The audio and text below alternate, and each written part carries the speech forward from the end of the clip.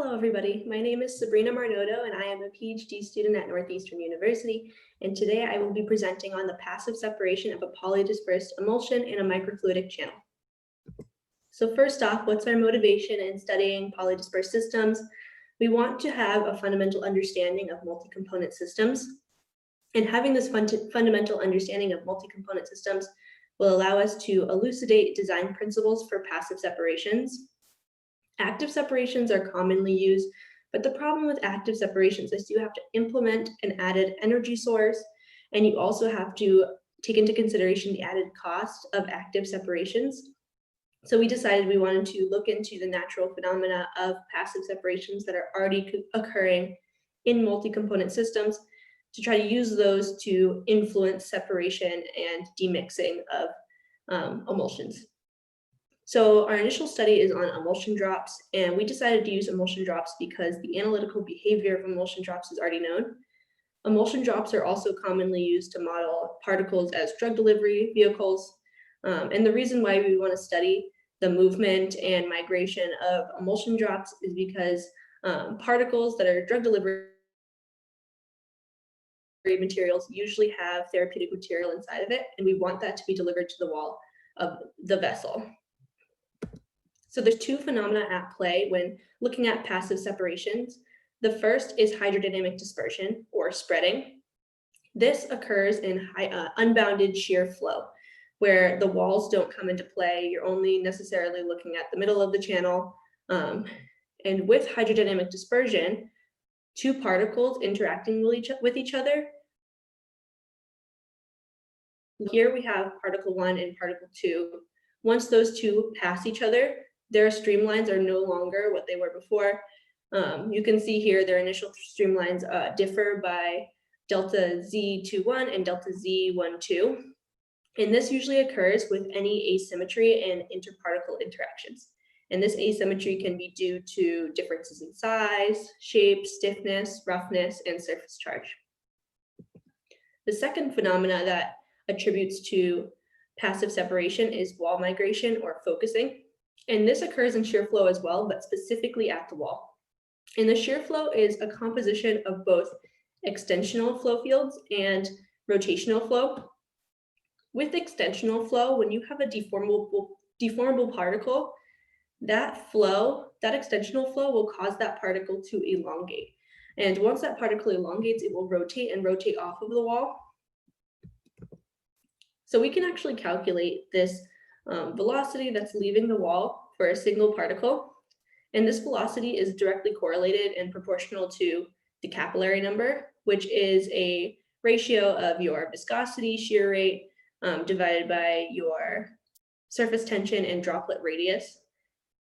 So since your capillary number is directly proportional to deformability, your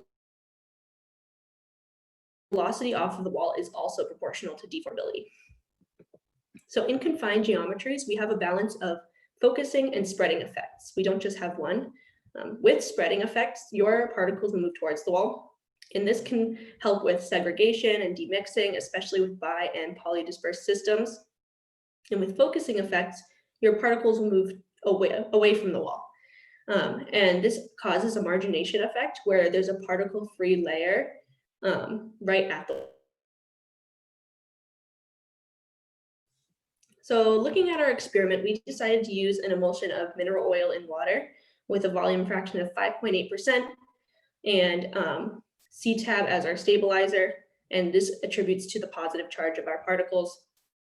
And with our rectangular channel that we're using, our width is 4 millimeters, our height is 0.01 millimeters, and because this width is so much bigger than this height, we actually have Healy-Shaw flow, which causes the flow in the XZ direction to be parabolic, the velocity profile to be parabolic, which means that we can calculate our position, our Z position in our channel based off of our velocity using this equation here. Other things to mention, our Reynolds number is 10 to the negative 6, which indicates that it's laminar flow, and our capillary is 10 to the negative 6 as well, which indicates that our particles are fairly rigid. So we analyzed our droplets using particle tracking and analyzing MATLAB algorithms. We collected videos at 30 frames per second, and those videos were analyzed using these algorithms. The algorithms find the particle sizes by looking at bright spots on a dark background, as seen here, and the algorithm can also track these particles. As you can see over here, our particles start at that green dot and end at that red dot. Our trajectories are straight because this is initially taken on an XY plane and then converted to an XZ plane using our velocities. So from this, we can gain a velocity profile where we can see here our velocity is proportional to droplet size. As our velocity increases, our diameter is also increasing.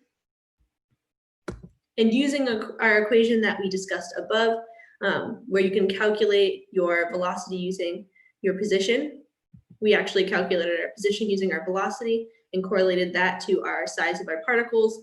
And you can see here that as our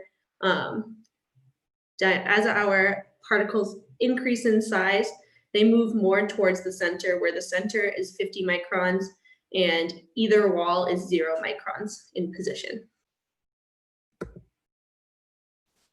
So from here, we're going to create concentration profiles of our particles.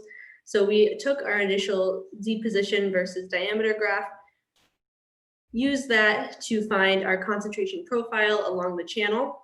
And you can see here that most of our particles are at 15 to 20 microns away from the wall, where the wall, once again, is at Z equals 0, and the center is at Z equals H over 2, or Z over H is equal to 0.5. And you can also see here that the particles are generally Poisson-like in distribution. So I mentioned before how we can calculate particle size based off of the brightness of our image. So we decided to look at the distribution of particles along in our channel, and we found that our droplets range from 1.9 to 2.8 microns, and we do once again see a Poisson-like distribution where it's asymmetric. You have more smaller particles than you do larger particles. And with this, we decided to separate it into 4 size populations, or 4 bins.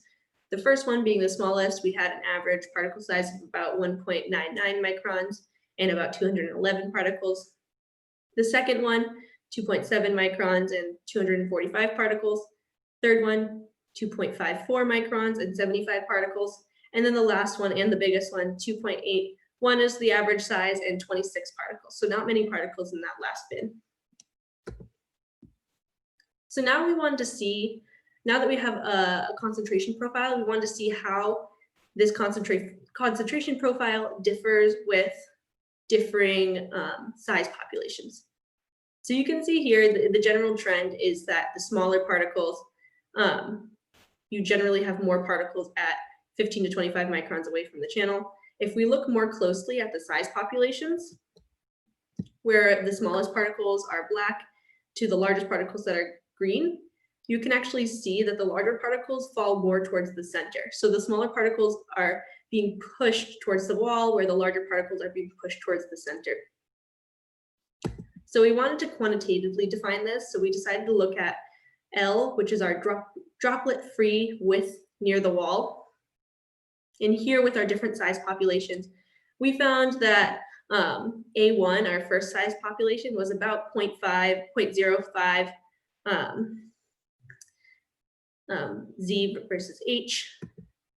And then our A2 and our A3, generally the same as well. But our A4, our L value greatly increased. So as you can see from this graph, our L increases with droplet size. So we wanted to compare this data to another type of polydispersity. So we had a Poisson-like distribution before, where it's asymmetric. We also had a data set that was Gaussian, where it was more symmetric. You had smaller particles and larger particles, not many smaller particles and larger particles, but a lot of medium-sized particles. So here we have our count versus diameter for our Gaussian distribution, where our first population has an average size of 2.53 and about 147 particles. Our medium size has the most particles at 640 particles and an average size of 2.804. And then our last biggest size has 111 particles and an average size of 3.078. So we did the same thing before. We came up with a concentration profile with respect to position at the wall for the Gaussian set, and we found a very similar trend. The larger particles had a larger shift away from the wall, essentially a larger droplet-free layer.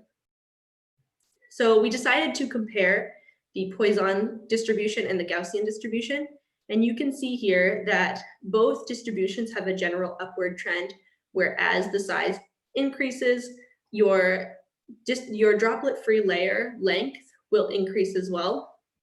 And the interesting thing here is with your Poisson-like distribution, you have a very steep slope where the larger your particles, the more they're going to there's going to be a droplet-free layer away from the wall.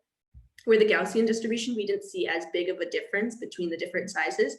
So it's very interesting to see how the larger particles with an asymmetric distribution will actually really push the larger particles towards the center.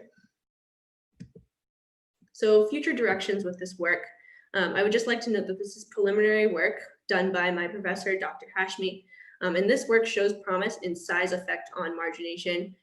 We can see that there is an increase in our droplet-free layer as we increase in particle size.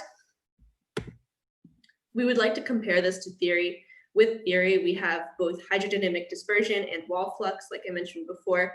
Hydrodynamic dispersion, that's mostly been done with dilute systems, and wall flux has mostly been done with single particles. So we'd like to compare this to theory with our polydispersed system. And we'd like to define a scaling behavior for L, our margination length. So now we actually have in our new lab, we have a fluorescent microscope. And with this fluorescent microscope, we have improved Z resolution. And hopefully with our fluorescent microscope, we can really see the differences between our polydispersed system.